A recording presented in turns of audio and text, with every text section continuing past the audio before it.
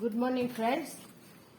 Semester 4 માં આપણે જે યુનિટ 3 પેપર 404 માં શરૂ કર્યું એમાં આપણે સૌપ્રથમ એલિસાયક્લિક કમ્પાઉન્ડ કોને કહેવાય એ પછી એલિસાયક્લિક કમ્પાઉન્ડમાં આપણે સાયક્લો આલ્કેન કમ્પાઉન્ડ વિશે ભણવાનું છે. તો સાયક્લો આલ્કેન કમ્પાઉન્ડ્સ કોને કહેવાય એ આપણે જોયું. એના પછી આપણે સિલેબસમાં સાયક્લો આલ્કેન કમ્પાઉન્ડ બનાવવાની રીતો, તો એમાં ટોટલ 5 રીતો છે.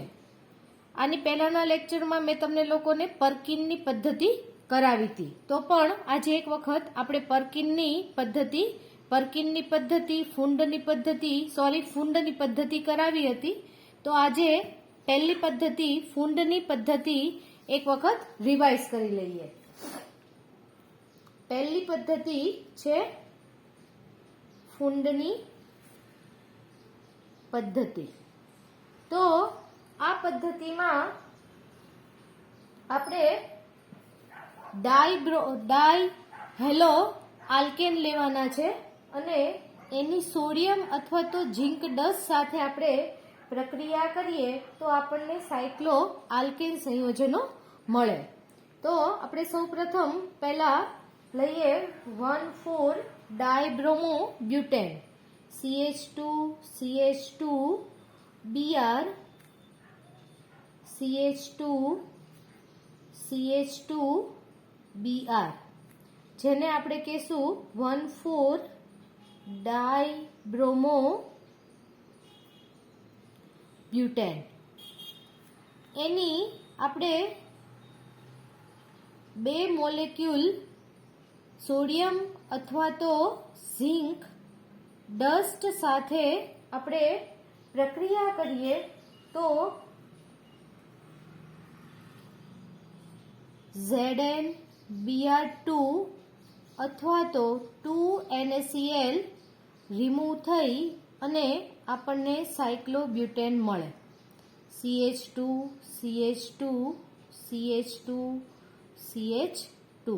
જેને આપણે કહેશું સાયક્લોબ્યુટેન. તો આ પદ્ધતિ દ્વારા આપણે જેટલા કાર્બનનો એલિસાયક્લિક કમ્પાઉન્ડ લીધો હશે એટલા જ કાર્બનનો આપણને સાયક્લિક આલ્કેન મળશે. હવે બીજી પદ્ધતિ આપણે લઈએ પર્કિનની પદ્ધતિ.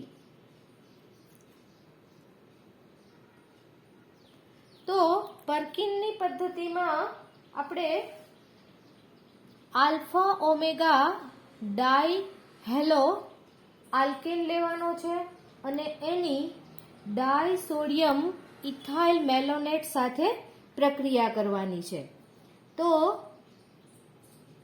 Cl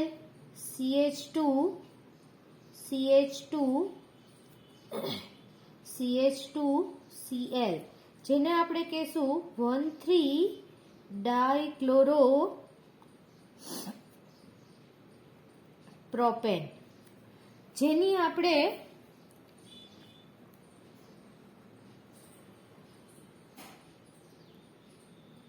ડાયસોડિયમ ઇથાઇલ મેલોનેટ સાથે, એટલે કે મેલોનિક એસિડનો ઇથાઇલ એસ્ટર છે અને એનો આપણે સોડિયમ સોલ્ટ લીધેલો છે, એની સાથે પ્રક્રિયા કરવાની છે, જેને કહેવાય ડાયસોડિયમ ઇથાઇલ મેલોનેટ. જેની પ્રક્રિયા કરીએ એટલે NaCl રિમૂવ થશે,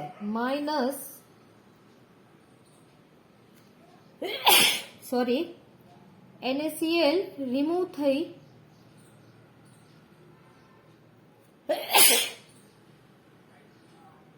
CH2 COO C2H5 COO C2H5 આ પ્રમાણેનો આપણને એલિસાયક્લિક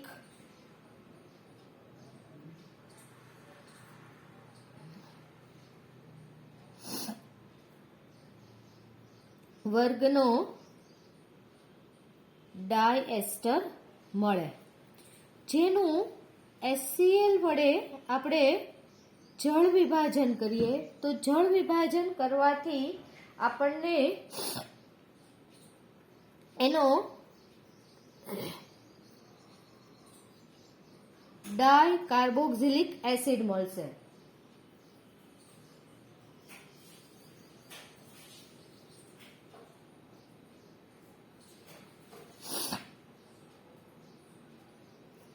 આ ડાયકાર્બોક્સિલિક એસિડની સોડા લાઇમ સાથે એને ગરમ કરીએ તો ડીકાર્બોક્સિલેશન થાય. ડીકાર્બોક્સિલેશન થઈ અને 2 CO2 ના મોલેક્યુલ રિમૂવ થઈ એના બંને હાઇડ્રોજન આ કાર્બન સાથે જોડાશે અને આપણને પ્રક્રિયાને અંતે સાયક્લોબ્યુટેન મળશે.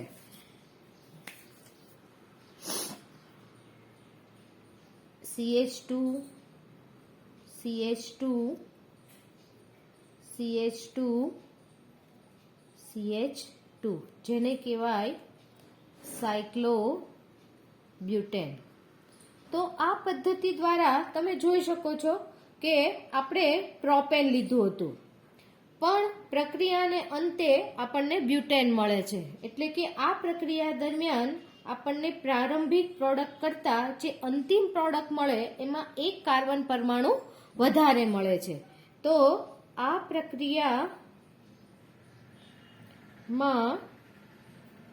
પ્રક્રિયાને અંતે એક વધારાના કાર્બન સાથેની સંયોજન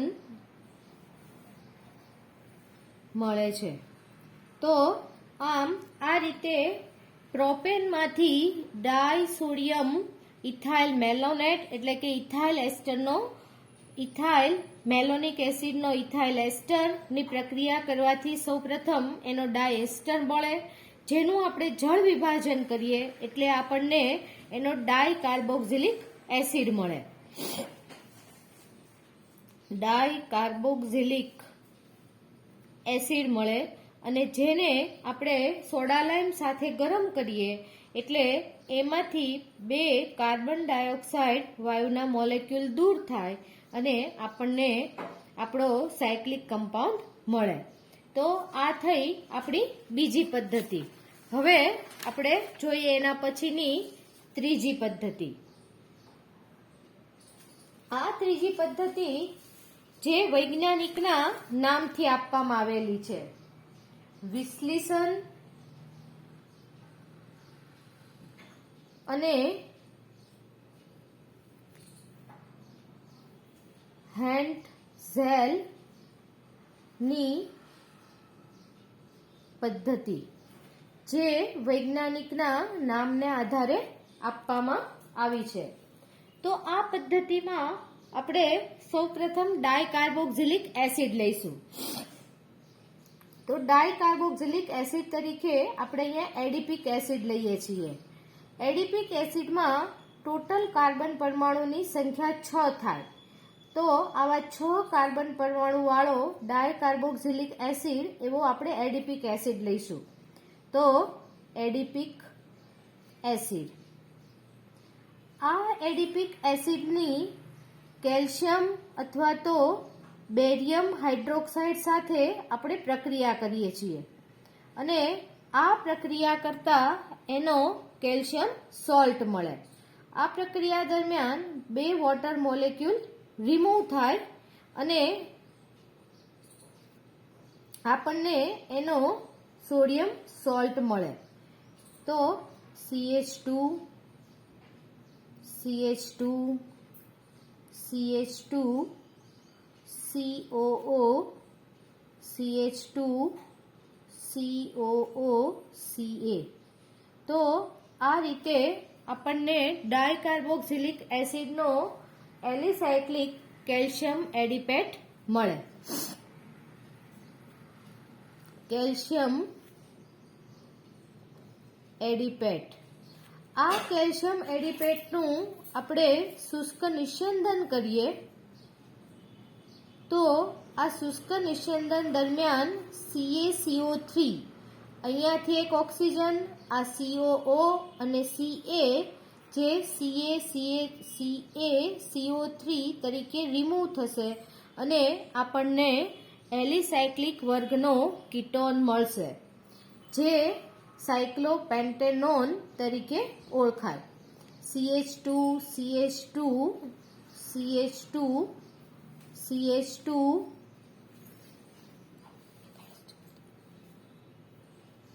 CO જેને કહેવાય સાયક્લોપેન્ટેનોન.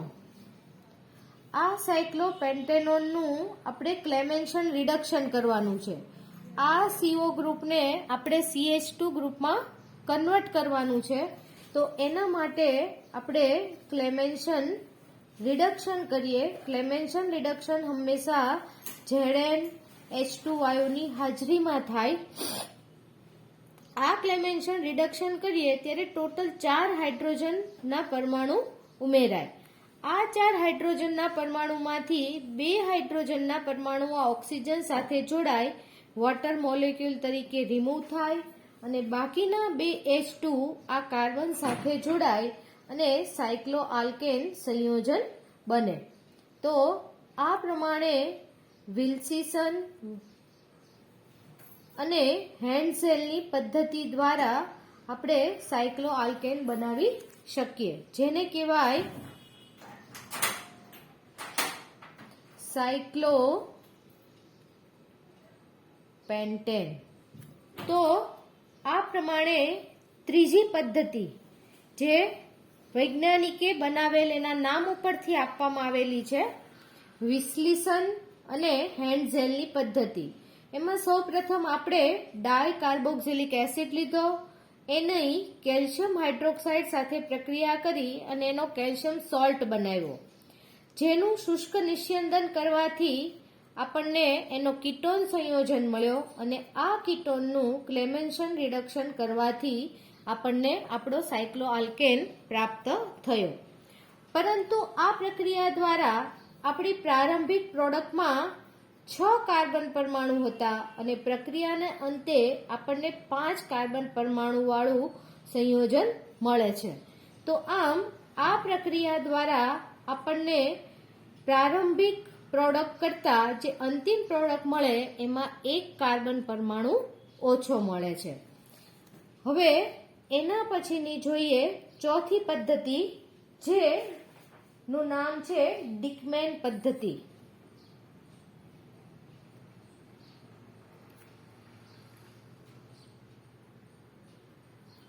ચોથી પદ્ધતિ છે ડિકમેન પદ્ધતિ. આ પદ્ધતિમાં એલિફેટિક વર્ગનો ડાયકાર્બોક્સિલિક એસિડનો આપણે એસ્ટર લઈએ છીએ. આ એસ્ટર તરીકે આપણે ઇથાઇલ એડિપેટ જ લઈએ છીએ. તો એનું બંધારણીય સૂત્ર આ પ્રમાણે છે: CH2 CH2 CH2 CH2 COO C2H5 COO C2H5 જેને કહેવાય ડાઈ ઇથાઇલ એડિપેટ.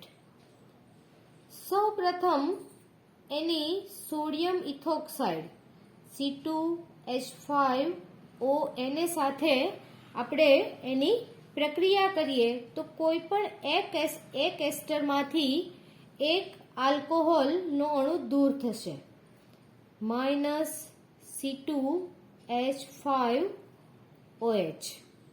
અહીંયાથી એક હાઇડ્રોજન અને અહીંયાથી C2H5OH મિથેનોલ તરીકે રિમૂવ થશે અને પ્રક્રિયાને અંતે આપણને બીટા કીટો એસ્ટર મળશે. CH2 CH2 CH2 CH COO C2H 5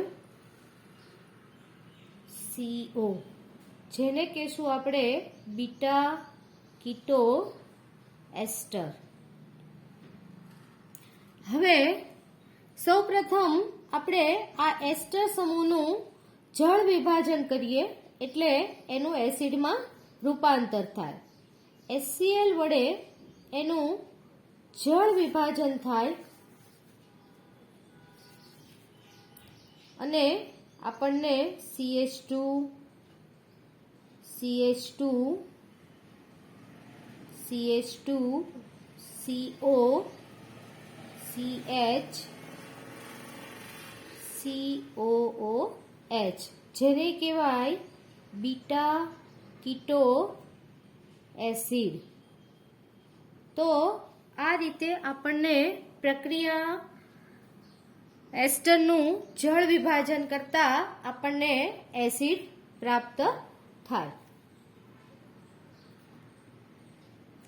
હવે આ એસિડનું આપણે એને ગરમ કરીએ એટલે આ CO2 સમૂહ દૂર થઈ જાય.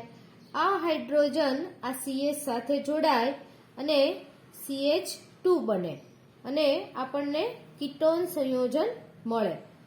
CH2 CH2 CH2 CH2 CO, જેને કહેવાય પેન્ટેનોન. તો આ રીતે આપણને ચક્રીય રચનાવાળો કીટોન પ્રાપ્ત થયો. હવે ઉપરની કસોટીમાં તે જે પ્રમાણે આપણે કીટોન સંયોજનનું CH2 સમૂહમાં રૂપાંતર કરવા માટે આપણે ક્લેમેન્શન રિડક્શન કર્યું હતું, તો એ જ રીતે આ સંયોજનનું પણ આપણે ક્લેમેન્શન રિડક્શન કરીએ. ક્લેમેન્શન રિડક્શન ZnHCl વડે કરતા ટોટલ 4 હાઇડ્રોજનના પરમાણુ ઉમેરાય અને આ 4 હાઇડ્રોજનના પરમાણુ ઉમેરાય, એક પાણીનો અણુ દૂર થાય અને પ્રક્રિયાને અંતે આપણને ચક્રીય રચનાવાળો સાયક્લોપેન્ટેન સંયોજન મળે. CH2 CH2 CH2, જેને કહેવાય સાયક્લોપેન્ટેન. તો આ પ્રક્રિયા દ્વારા પણ ડિકમેન પદ્ધતિ દ્વારા પણ આપણે સૌપ્રથમ એસ્ટર સંયોજન લીધું હતું. આ એસ્ટરનું આપણે સોડિયમ ઇથોક્સાઇડ સાથે પ્રક્રિયા કરી અને આ પ્રક્રિયા કરતા આપણને બીટા કીટો એસ્ટર પ્રાપ્ત થાય. આ પ્રક્રિયા દરમિયાન એક ઇથેનોલનો અણુ રિમૂવ થાય, જેનું આપણે HCl વડે જળ વિભાજન કરીએ એટલે આ જે એસ્ટર સમૂહ જે છે એનું એસિડમાં રૂપાંતર થાય. આ પ્રક્રિયા દરમિયાન પણ બીજો એક આલ્કોહોલનો અણુ દૂર થાય અને આપણને બીટા કીટો એસિડ મળે. આ એસિડને આપણે ગરમ કરીએ તો આ ગરમ કરતા એમાંથી CO2 વાયુ રિમૂવ થાય અને આપણને કીટોન સંયોજન પ્રાપ્ત થાય. આ કીટોનનું આલ્કેનમાં રૂપાંતર કરવા માટે એનું ક્લેમેન્શન રિડક્શન કરીએ તો આ ક્લેમેન્શન રિડક્શન કરતા આપણને સાયક્લો આલ્કેન સંયોજન તરીકે અહીંયા આપણને સાયક્લોપેન્ટેન મળે. આ પદ્ધતિ દ્વારા પણ આપણી પ્રારંભિક પ્રોડક્ટમાં ટોટલ 6 કાર્બનના પરમાણુ હતા, પણ પ્રક્રિયાને અંતે આપણને 5 કાર્બન વાળો સાયક્લો આલ્કેન મળે છે. એટલે આ પદ્ધતિ દ્વારા પણ એક કાર્બન પરમાણુ મૂળભૂત સંયોજનમાંથી ઓછો થાય છે અને આપણને એક ઓછા કાર્બન વાળો સાયક્લો આલ્કેન મળે છે. તો આ થઈ 5મી પદ્ધતિ. હવે છે 6ઠ્ઠી પદ્ધતિ, સેબેટિયર અને એન્ડરસનની પદ્ધતિ. 5મી પદ્ધતિ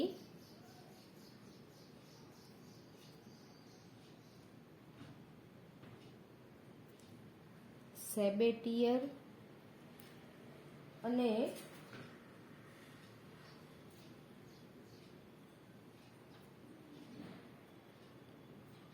સેન્ડરસનની પદ્ધતિ. આ પદ્ધતિમાં અસંતૃપ્ત આપણે સાયક્લિક કમ્પાઉન્ડ લઈએ છીએ અને એનું હાઇડ્રોજનેશન કરી અને એને સંતૃપ્ત સાયક્લિક સંયોજનમાં આપણે એને કન્વર્ટ કરીએ છીએ. તો અહીંયા આપણું સામાન્ય સંયોજન જે આપણે બધા જ સાદામાં સાદું બેન્ઝીન. તો બેન્ઝીનમાં આપણે બેન્ઝીનને આ રીતે પણ લખી શકીએ, CH double bond CH double bond CH double bond single bond. ટૂંકમાં આ આપણું અસંતૃપ્ત સંયોજન બેન્ઝીન છે, જેનું 180 સેન્ટીગ્રેડ તાપમાને નિકલ કેટાલિસ્ટ ની હાજરીમાં આપણે એનું હાઇડ્રોજનેશન કરીએ તો આ બધા CH સમૂહનું CH2 સમૂહમાં કન્વર્ટ થાય અને આપણને સાયક્લોહેક્ઝેન મળે. CH2 CH2 CH2 CH2 CH2 CH2 CH2. અથવા તો આને આપણે બીજી રીતે લખવું હોય તો આ રીતે પણ આપણે લખી શકીએ અને જેને કહેવાય સાયક્લોહેક્ઝેન.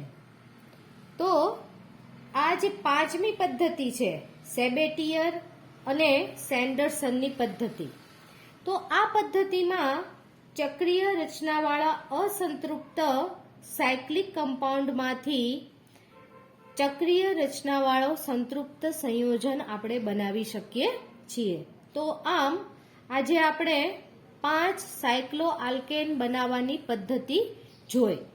5 પદ્ધતિના નામો ફરી વખત રિપીટ કરું છું. ફુંડની પદ્ધતિ, પર્કિનની પદ્ધતિ, ડિકમાન પદ્ધતિ, વિસ્લીસન અને હેન્ઝેલની પદ્ધતિ અને 5મી પદ્ધતિ સેબેટિયર અને સેન્ડરસનની પદ્ધતિ. આ મેં તમને લોકોને જે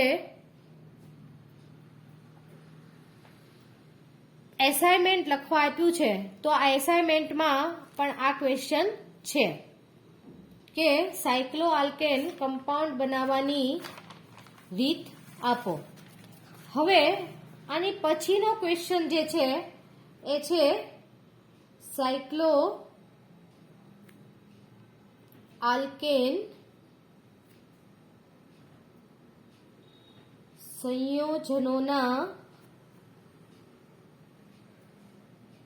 ભૌતિક ગુણધર્મો આપો. અહીંયા બહુ શોર્ટમાં લખું છું, PDF તમને આપી દઈશ. સાયક્લો આલ્કેન સંયોજનોના પ્રથમ 2 સભ્યો એટલે કે સાયક્લોપ્રોપેન અને સાયક્લોબ્યુટેન કયા સ્વરૂપે હોય છે? વાયુ સ્વરૂપે. જ્યારે સાયક્લોપેન્ટેન અને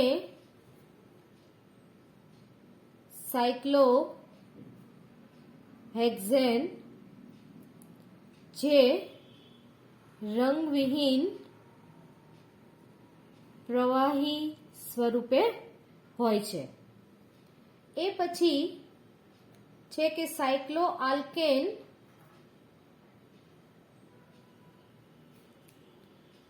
સંયોજનોના ઉત્કલન બિંદુ અનુવર્તી આલ્કેન કરતા 10 થી 20 સેલ્સિયસ જેટલા વધારે હોય છે. એના પછી છે નેક્સ્ટ, આ સંયોજનોની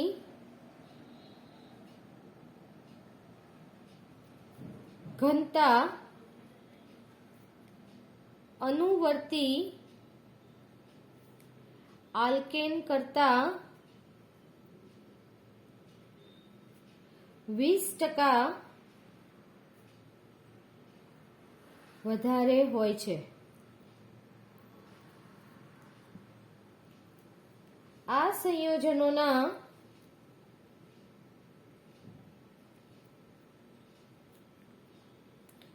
દહન ઉષ્માના મૂલ્યો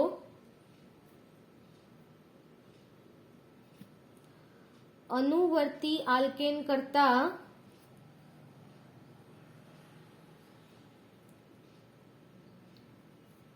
ઓછા હોય છે.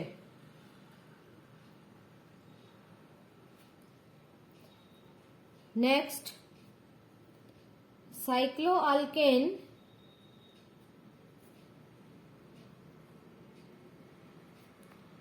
પાણીમાં અદ્રાવ્ય જ્યારે કાર્બનિક દ્રાવકોમાં દ્રાવ્ય છે. તો આ થયા સાયક્લોઆલ્કેન સંયોજનોના ભૌતિક ગુણધર્મ અથવા તો ફિઝિકલ પ્રોપર્ટી ઓફ સાયક્લોઆલ્કેન્સ. તો આના પછી હવે આપણે સાયક્લોઆલ્કેનના રાસાયણિક ગુણધર્મો નેક્સ્ટ લેક્ચરમાં જોઈશું. Okay, thank you.